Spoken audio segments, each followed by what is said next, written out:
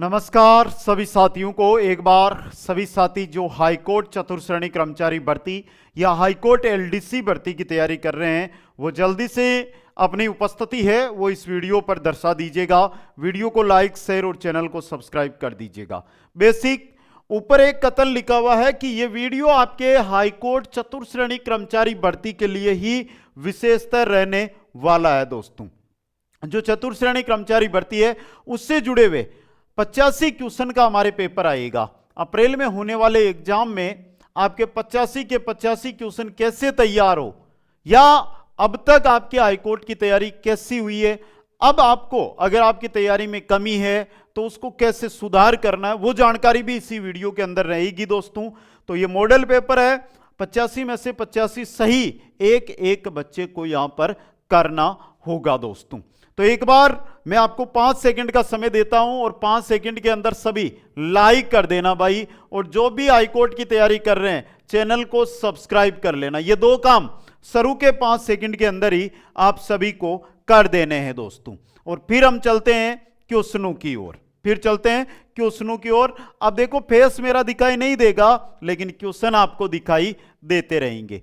छोटा शब्द का भाववाचक संज्ञा रूप क्या होता है? तो छोटा से हमें बनाना क्या है? भाववाचक बनाना, और भाववाचक बनेगा छुटपन। क्या बनेगा? छुटपन भाई। भाववाचक क्या बनेगा? छुटपन बनेगा। नेक्स्ट है, समुद्रगुप्त भारत का नेपोलियन था। यह नेपोलियन किस प्रकार की संज्ञा का उदाहरण है?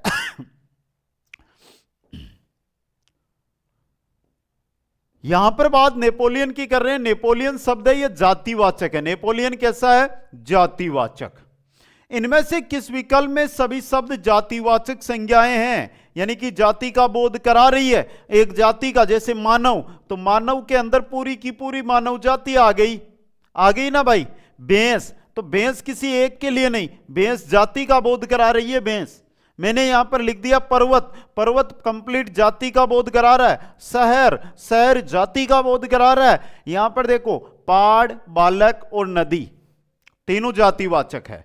अगला क्वेश्चन, वह शब्द में सर्वनाम कौन सा है? तो वह यानी कि निश्चयात्मक या निश्चयवाचक सर्वनाम है। दोस्तों, नेक्स्ट क्वेश्चन है, किस वर्ग के सर्वनाम के मूल रूप एक वचन तथा बहुवचन में समान होते हैं? एक वचन तथा बहुवचन में वह सर्वनाम जिसका मूल रूप होता है वो एक वचन और बहुवचन में समान होता है, वो होता है संबंधवाचक तथा अनिश्चयवाचक।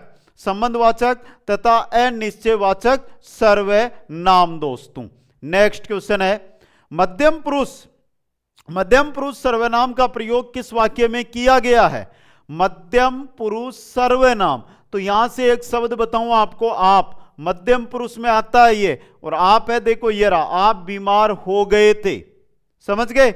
अगला क्वेश्चन नंबर 7 है, निम्नलिखित में से कौन सा विशेषण ही नहीं है? वह जो विशेषण नहीं है, पथरीला, नमकीन, बर्फीला, नमक, यहां पर विशेषण नहीं है। दोस्तों, क्वेश्चन नंबर 8 है, रमेश जीवन भर दुख भोगता रहा। इस वाक्य में जीवन भर शब्द है। जीवन भर शब्द कैसा है?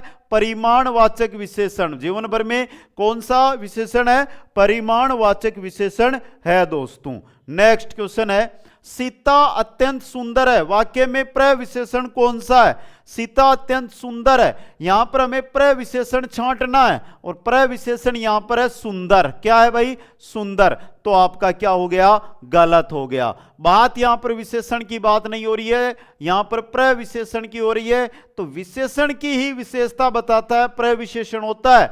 यहां पर अत्यंत आपका क्या है? प्रविशेषण है। नेक्स्ट क्वेश्चन है, निम्नलिखित में से कौन सी बात गलत है? जो बात गलत है वो बताना है। ध सघोष व महाप्राण है।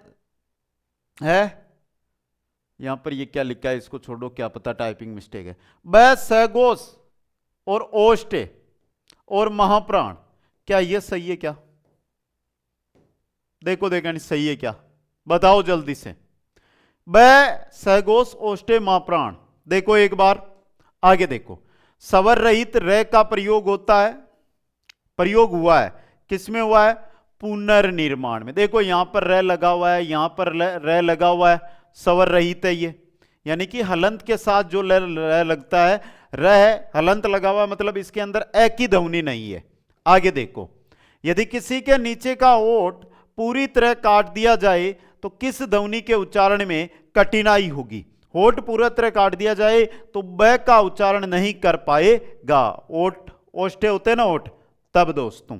अगला क्वेश्चन है, उत्सिप्त ध्वनि का प्रयोग हुआ है। उत्सिप्त ध्वनि होती है, इसका प्रयोग किसके अंदर हुआ है? पढ़ाई में। किसमें हुआ है बेटा?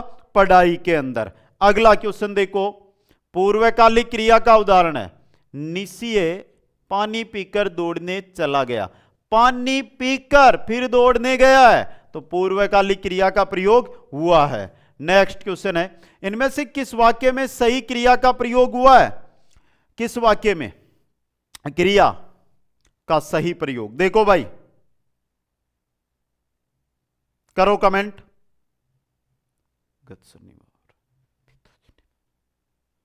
पिताजी ने पुत्र को आशीर्वाद दिया।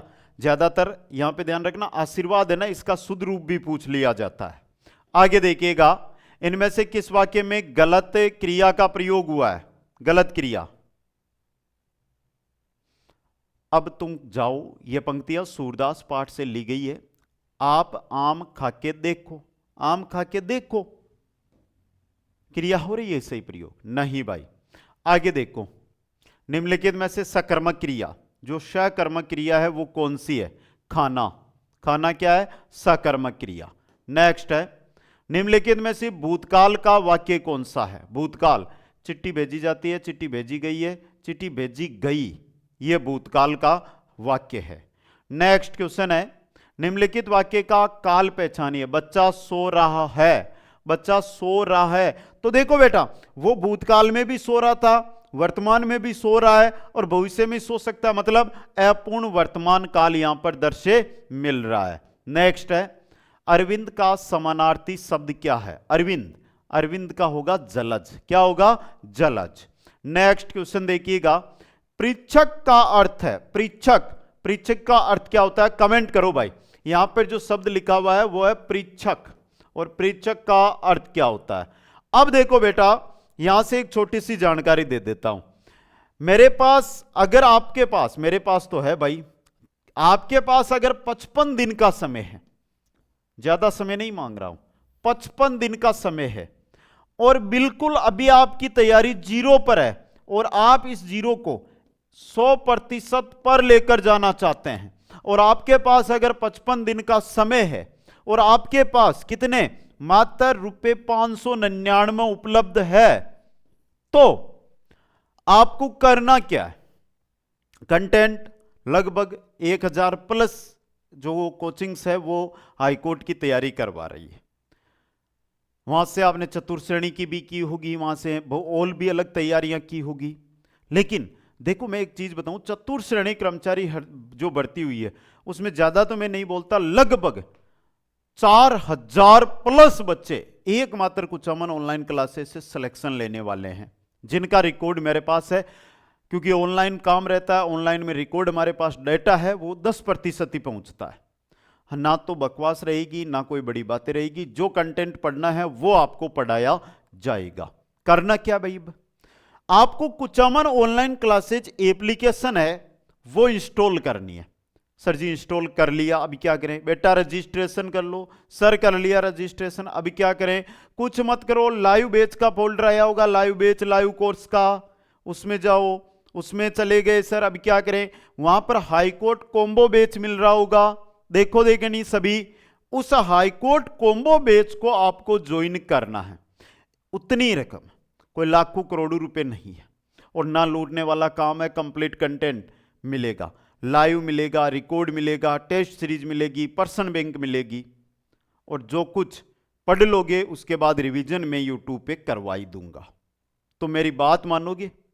हाँ, अगर 1000 बच्चे इस वीडियो को देखेंगे तो एक जना मानेगा, क्योंकि नौकरी की लालसा है उसको नौकरी लगना है। 999 बड़ी बड़ी बातें फेंकने वालों के चक्रों में फंसकर खराब हो जाएंगे। अगर कंटेंट में 1% की भी आपको कमी मिले तो मैं यहीं खड़ा मिलूंगा, आप कमेंट कर देना। लेकिन ज्वाइन करो तो तैयारी करोगे हमारे साथ, और सिलेक्शन 2026 में आपका होगा, यह मैं आपको पूर्ण विश्वास दिलाता हूं दोस्तों। ठीक है, तो कुचामन ऑनलाइन क्लासेज ऐप अभी इंस्टॉल कर लीजिएगा। प्रिंचक यानी पर्सन बनाने वाला। नेक्स्ट क्वेश्चन है, हितकांक्षी का अर्थ क्या होता है? हितकांक्षी का अर्थ होता है भलाई चाहने वाला, भलाई चाहने वाला। नेक्स्ट, वद्दे का अर्थ है, वद्दे निश्चित। अगला क्वेश्चन, जंगल में लगने वाली आग को क्या कहते हैं? जंगल में लगने वाली आग क्या कहलाती है? दावाग्नि। क्या कहलाती है? दावाग्नि।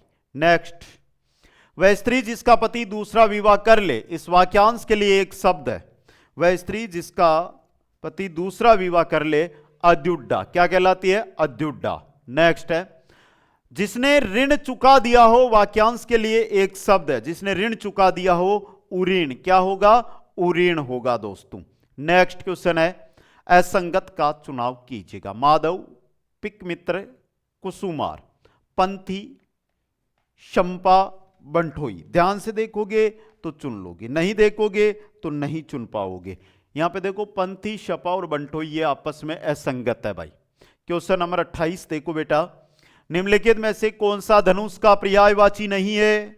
बताओ जल्दी से देखनी। धनुष का पर्यायवाची 80 नहीं है भाई। कौन सा नहीं है? 80 धनुष का पर्यायवाची नहीं है। ये थोड़ा ध्यान से आप सभी साथी है वो देख लेना भाई, ठीक है। अगला क्वेश्चन देखो, इनमें से किस विकल्प के सभी शब्द परस्पर पर्यायवाची नहीं है? किसके नहीं है?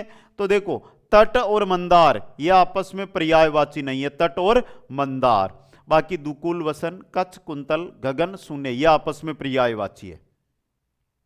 ऐहिक का सही अर्थ क्या होता है? ऐहिक, ऐहिक का सही अर्थ क्या होता है? बताओ भाई जिसको पता है ऐहिक का सही अर्थ क्या होता है। 30 नंबर क्वेश्चन में हम पहुंच चुके हैं। जागतिक। क्या होता है? जागतिक। नेक्स्ट, अलघु का सही अर्थ क्या होता है? अलघु का अर्थ होता है दीर्घ। भाई लघु नहीं है जो दीर्घ होगा। आगे देखो, निम्न विकल्पों में से कौन सा विकल्प नीचे दिए गए शब्द का सही विलोम है? दाता, और दाता का विलोम होता है याचक। दाता का विलोम होता है याचक। नेक्स्ट, निष्कलुष का विलोम शब्द है। एक बार शब्द को थोड़ा ध्यान से देख लें भाई। निष्कलुष का विलोम शब्द क्या होगा? क्या होगा? कलुष, निकलुष। आगे देखो, कौन सा शब्द दुष्प्रभावित का विलोम होगा? दुष्प्रभावित का विलोम होगा सुप्रभावित। दुष्प्रभावित का सुप्रभावित। नेक्स्ट है, दिए गए शब्द का विलोम चुने। सुधा, सुधा का विलोम होगा गरल। सुधा का विलोम होगा गरल दोस्तों। क्वेश्चन नंबर 36 है, निम्न में से उन्मूलन शब्द का विलोम है? उन्मूलन, और उन्मूलन का विलोम होता है रोपण। उन्मूलन का विलोम क्या होता है? रोपण होता है दोस्तों। आगे देखो, संधि विच्छेद सही नहीं है। जिसका संधि विच्छेद सही नहीं है वो आपको छांटना है भाई। तो देखो आप सभी होशियार हो, छांट दो भाई। दुसंधि, दुह प्लस संधि, क्वापी, कै प्लस अपी, लंबोष्ट, लंब प्लस ओष्ट, पावक। पावक का गलत दिखाई दे रहा है मेरे को, आपको भी दिखाई दे रहा होगा। पाउ प्लस अक होगा, तो डी ऑप्शन है, आदि संधि का उदाहरण है। अगला देखो, सचास्तर का समुचित संधि विच्छेद है। सचास्तर, और सचास्तर का विच्छेद होगा सत प्लस शास्त्र। व्यंजन संधि का उदाहरण है शत प्लस शास्त्र। अगला क्वेश्चन, सवागत का संधि विच्छेद। वैसे पहले आधा अक्षर आ रहा है, मतलब यण संधि बन रही है बेटा, और सवागत का होगा सु प्लस आगत। सु प्लस आगत दोस्तों। आगे देखो, नेक्स्ट क्वेश्चन ले लेता हूं आपके लिए। लंबा है उदर जिसका, लंबोदर श्री गणेश। ये कौन सा समास है? तो ये बहुव्रीहि समास है, बहुव्रीहि समास। नेक्स्ट है, राजपुत्र में समास है। राजपुत्र, और राजपुत्र में समास होता है तत्पुरुष। राजपुत्र में कौन सा समास होता है? तत्पुरुष, राजा का पुत्र। नेक्स्ट क्वेश्चन है, सद्भावना शब्द में समास कौन सा होगा? सत है जो भावना, सत है जो भावना, सत है जो भावना। भावना कोई लड़की नहीं है भाई। यहां पर होगा कर्मधारय समास। कौन सा होगा? कर्मधारय समास। नेक्स्ट है, निम्न में से किस विकल्प के सभी शब्द शुद्ध है? देखो भाई आराम से, पहला द्रौपदी शुद्ध है, निर्विमान शुद्ध है, दोनों ही शुद्ध है भाई यहां पे। नेक्स्ट क्वेश्चन देखो, कौन सा वाक्य सही है? 44 नंबर क्वेश्चन है, कौन सा वाक्य शुद्ध है वो बताना है। बैल और बकरी घास चरती है, नहीं होगा। बैल और बकरी घास चरते हैं, क्योंकि बैल और बकरी बहुवचन हो गए, दो हो गए ना। आगे चलो भाई, नेक्स्ट है, निम्नलिखित में से कौन सा वाक्य अशुद्ध है? अशुद्ध की अगर आप तलाश में निकलोगे तो देखो, ये एक गंभीर समस्या है। मुझे बड़ी भूख लगी है, भाई भूख भी बड़ी होती है क्या बेटा, या बहुत? मुझे बहुत भूख लगी है, बड़ी की जगह बहुत आएगा। नेक्स्ट क्वेश्चन है, निम्नलिखित में से अशुद्ध वाक्य आपको बताना है। तो देखो भाई, जब वर्षा होगी तब देखा जाएगा। हम सब जा रहे हैं, आप भी चलोगे, इस बार फसल अच्छी होगी। बैठक का समय 4:10 होगा। देखो काल संबंधी अशुद्धि है या नहीं, यहां पर मेरे को तो दिखाई दे रही है। बैठक का समय 4:10 है, होगा नहीं है, समझ गए। आगे देखो भाई, जूतियों में दाल बांटना, मुहावरे का सही अर्थ क्या होगा? लड़ाई झगड़ा हो जाना। नेक्स्ट क्वेश्चन है, आगे कुआ पीछे खाई, दोनों ओर विपत्ति होना, दोनों ओर विपत्ति होना। नेक्स्ट क्वेश्चन है, काला अक्षर भेष बराबर पढ़ा लिखा न होना। भाई काला अक्षर जैसे लिखा हुआ है तो वो भेष बराबर मतलब पढ़ा लिखा वो नहीं है दोस्तों। क्वेश्चन नंबर 50, कोयले की दलाली में हाथ काले, कोयले की दलाली में हाथ काले होंगे बेटा, करोगे क्या दलाली? तो खराब काम का परिणाम भी खराब ही होता है। और कोयले की दलाली का मतलब नहीं है, अगर आज प्रेजेंट में, आज की मैं बात करूं, और आज आप पढ़ाई नहीं कर रहे हो, आज आप पढ़ाई नहीं कर रहे हो और मार्च में बोलोगे कि सर मन तैयारी करवा दो, तो भाई फिर तो भगवान ही नहीं करवा सके।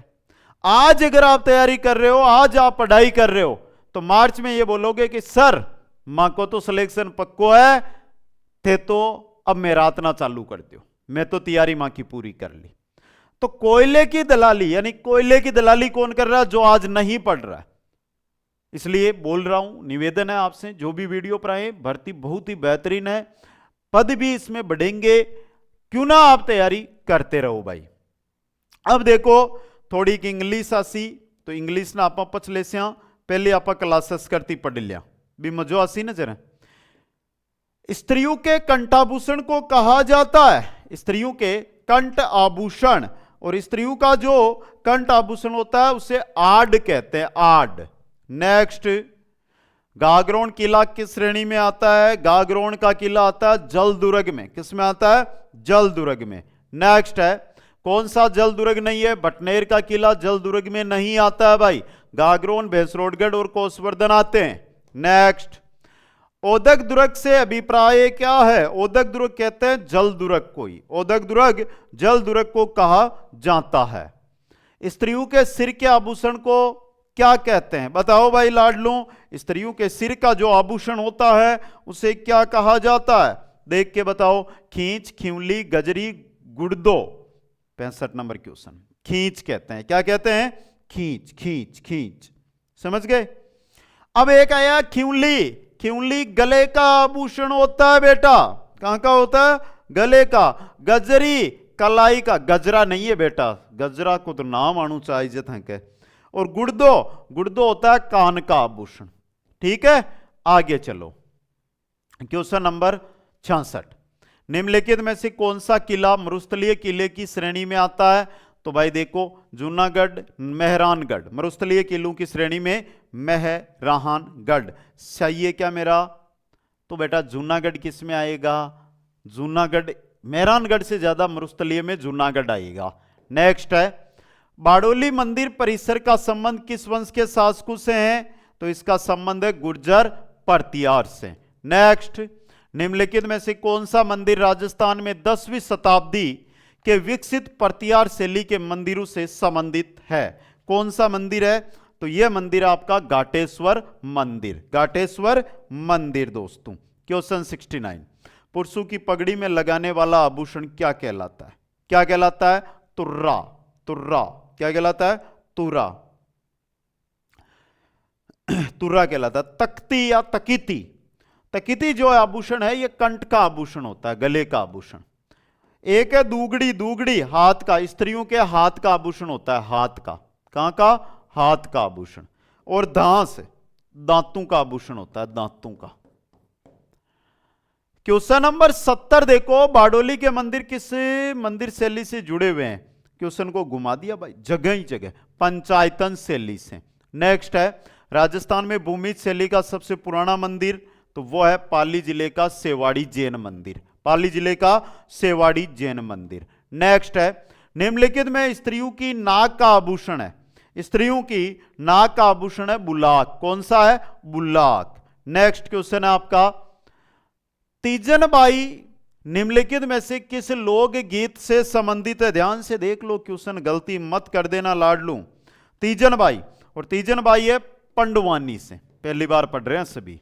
नेक्स्ट, निम्नलिखित में से किस संगीत का संबंध राजस्थान से नहीं है? बाउल का संबंध नहीं है, मांगणियार, भोपा और लंगा का संबंध है। नेक्स्ट है, सुमेलित करो भाई, कर दियो भाई सुमेलित। देखो भाई आराम करनो है, जी दिखे भी सुमेलित कर लो, पण गलती नहीं करो ला, पण गलती नहीं करो ला दोस्तों। देखो भाई, अजरक प्रिंट बाड़मेर, पावरलून कपड़ों की छपाई बालोतरा, मोटड़ा जोधपुर, मसूरिया साड़ी कैथुन कोटा की। उल्टा क्रम, तो 4 3 2 1, 4 3 2 1 सी ऑप्शन। अगला क्वेश्चन, राजस्थान संगीत नाटक अकादमी की स्थापना कब हुई? राजस्थान संगीत नाटक अकादमी की स्थापना 1957 में की गई। नेक्स्ट है, बागड़ी बोली राजस्थान के क्षेत्र में बोली जाती है, तो यहां पर थोड़ा ध्यान देना पड़ेगा। देखो बागड़ी तो उत्तरी क्षेत्र की है, आप यहां पर वागड़ी कर लो, वागड़ी, वागड़ी होगी दक्षिणी पश्चिमी। समझ गए? अगला क्वेश्चन, गोकुल चंद माझी कामवन पीठ किस जिले में स्थित है? डिग में। किसमें है? डिग में, शायद पहली बार पढ़ रहे हो। नेक्स्ट, अमरसाई किसका नाम है? पगड़ी का। अमरसाई किसका नाम है बेटा? पगड़ी का नाम होता है अमरसाही। नेक्स्ट क्वेश्चन है, जैसलमेर का गुंडाराज पुस्तक के लेखक निम्न में से कौन थे? कौन थे बेटा? सागरमल गोपा, सागरमल गोपा। निम्नलिखित में से कौन सा किला है जो यूनेस्को की विश्व धरोहर स्थल सूची में शामिल नहीं है?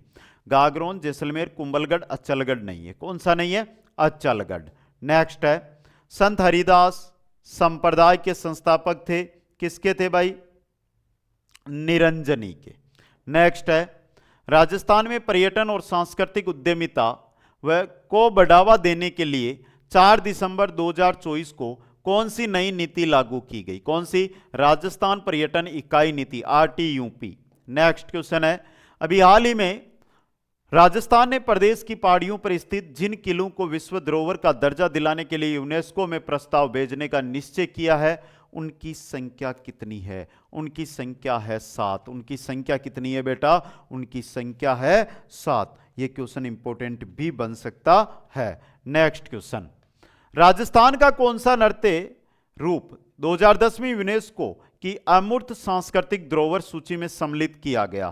कौन सा शामिल किया गया था? कालबेलिया। कौन सा? कालबेलिया है जिसको शामिल किया गया था दोस्तों। तो मजा आ रहा है या नहीं आ रहा? देखो, we Ram and Shyam for many years, रिक्त स्थान की पूर्ति आपको करनी है भाई।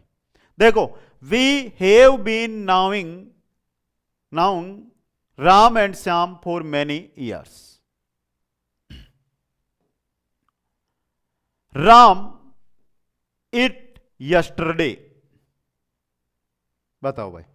देखो, correct form of the verb, where my pen, Ram eat yesterday. करो भाई, करेक्ट फॉर्म चुनो, आराम से देख के, धीरे धीरे ही सही, एक ना एक दिन तो सीख ही जाएंगे। Where my pen, Ram lost it yesterday, lost it yesterday. Next, they let us go without a question, passive change.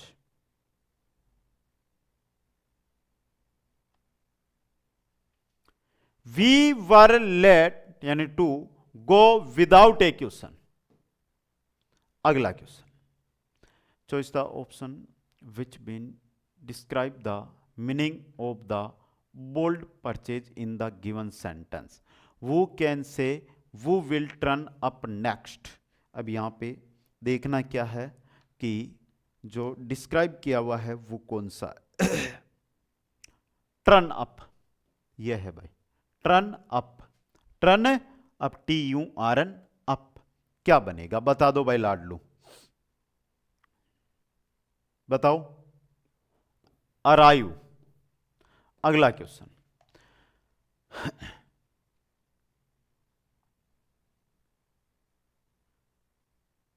Fourth, FROTH, इसका मीनिंग क्या होगा? FROTH मीनिंग ही पूछा, हाँ मीनिंग पूछा, बताओ भाई। FROTH फोर्थ बता दो। अगले में वीकनेस भी आ जाएगा, उसका भी देख लेंगे। फॉर्म, फोर्थ या form. Next, select the antonyms of the word weakness, बताओ। स्ट्रेंज। अगला question, my guide tell me if I wanted to meet these people I would have to walk 2 miles। करो बेटा कमेंट, आराम से देख कर। My guide told, tell का told use होगा। Select the most appropriate antonyms of the given word. Tyrant, tyrant एक बार इसको देख लूं, ये सही लिखा हुआ है, ये गलती भी हो सकती है इसके अंदर, तो देखना भी जरूरी है भाई। TYRANT, टायरेंट, सही है भाई, बताओ। टायरेंट। पैट्रोन। अगला देखो, डेलीकेशन, अपोजिट इन मीनिंग, इसका अपोजिट मीनिंग देखना डेलीकेशन का। सोरो, डेलीकेशन का सोरो, अपोजिट अर्थ। आगे देखो, यहां पर देखो, Shyam said the teacher left an hour ago. Direct speech change, यानी स्पीच चेंज करना है। Shyam said that the teacher had left an hour before. Option 3। अब मेरे लाडलों, क्वेश्चन थे 85, आपके कितने हुए सही? समय हमें जो लगा है वो लगा है 28 मिनट का। बताओ। दूसरी बात, हाईकोर्ट 4th ग्रेड भर्ती का कॉम्बो बैच, लाइव बैच भी मिल जाएगा, टेस्ट सीरीज भी मिल जाएगी, पर्सन बैंक भी मिल जाएंगे, लेकिन कॉम्बो बैच कुछ अमन ऑनलाइन क्लासेज पर, और मात्र 55 दिन आपसे मांगूंगा। आप खुद बोलोगे कि सर इंग्लिश वो भले हिंदी वो भले जीके वो मुंडा पर याद होगी, तो ट्रस्ट है तो अभी जाकर ज्वाइन करें। फिर मिलूंगा आपसे अगले मॉडल पेपर में अगले दिन। आपका जो मांग है, आप जो पढ़ना चाहते हो हाईकोर्ट को लेकर, वो कमेंट बॉक्स में दर्शाना ना भूलें। सभी लाडलू को धन्यवाद। जय हिंद, जय भारत, जय जय राजस्थान।